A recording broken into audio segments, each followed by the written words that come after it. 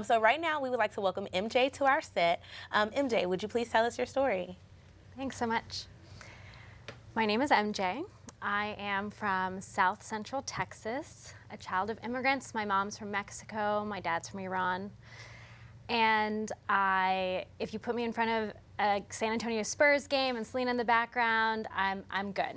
And I tell you all that because I think it's important to remember that we are whole people with histories and families and dreams who, yes, had an abortion. And I had an abortion because I was thinking about my future and my family and my dreams. And my story starts more than 6 years ago. I had just graduated from Harvard, focused on international development and global health, and I decided to take that to Kenya, where I worked for a couple years on health and education programs. And there I was dating a guy. And he was working on similar programs with me. And then the condom broke. And then the morning after pill failed. And I had an unintended pregnancy. I've always been pro-choice, but I never thought I myself would experience an unintended pregnancy. Most of us never do. And I never thought that I would get an abortion, even if I did get pregnant, but I was wrong. After I saw those pregnancy tests turn positive, and I say tests because I took multiple since I was in shock, I knew what I was going to do. I was going to get an abortion. But I was in Kenya, and in Kenya, abortion is largely illegal.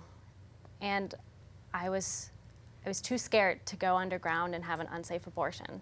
So I planned to go back to the US, to my home state of Texas, and I didn't have the money to do so. I was fortunate in that a couple weeks later, my boss was already planning to fly me back to the US. I was transitioning jobs. And so I just waited.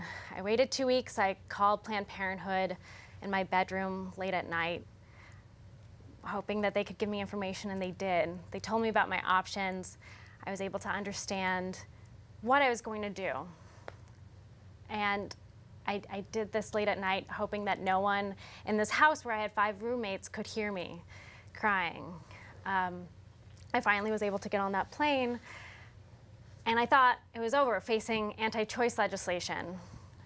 But I was wrong, because Texas tries to restrict abortion access in every way that they can.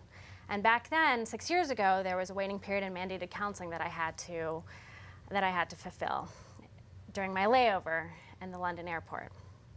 So in Texas, what they require is that women have to go through this mandated counseling about 24 to 48 hours in advance. And because I was hitting against the deadline when I would land to be able to access a medical abortion, I had to do this mandated counseling in the airport. So I found a corner in the 5-hour time span I had in the London airport, called the provider thousands of miles away, just so that she could start her state-mandated script, where she read me lies about risks and complications that were completely made up, just so this waiting period could start. And I sat there hoping that none of the passengers who were traveling by could hear this very sensitive conversation I was having with a doctor that I had to have because Texas made me have this. Finally, got on the plane back to Texas. I made it. And I made it in time and had my medical abortion. I got great, compassionate, and honest care at Planned Parenthood, and was thinking, this care is so great and so amazing that it's unlike what legislators in Texas gave me with their unnecessary and frankly patronizing laws, because I didn't have to go through that. I was lucky that I was able to access an abortion in the end, despite all these hurdles that I really should not have had to be put through back in Kenya or back in Texas, in this country that I feel should provide liberty and dignity to everyone. We see it at the state level, and we're seeing it at the federal level, where they're trying to restrict abortion access and trying to restrict our constitutional right. And it's up to us to stand up and try to uphold our rights, our liberty, and our dignity because it seems like legislators in the state and federal levels aren't working to do it themselves. Because this affects everyone. It will affect me, it affects you.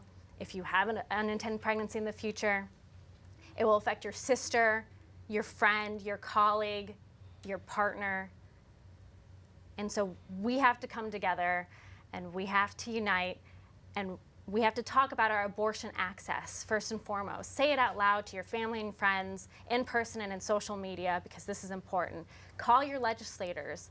Tell them they should not be supporting anti-choice legislation. And if they don't support it, tell them thank you. And lastly, support organizations that are fighting for your rights every day. I'm talking about Advocates for Youth and the 1 in 3 campaign, the National Network of Abortion Funds, and Planned Parenthood and NARAL, and I can go on and on because there are so many people in this fight, but we need to all do this together because our rights are under attack. I look forward to being in this fight with you all. Thanks. MJ, thank you so much for sharing that. I think it speaks on a state level, on a national level, on a global level, to so many reasons why accessible care is imperative. I really appreciate you sharing that with us. Thank you. Thank you.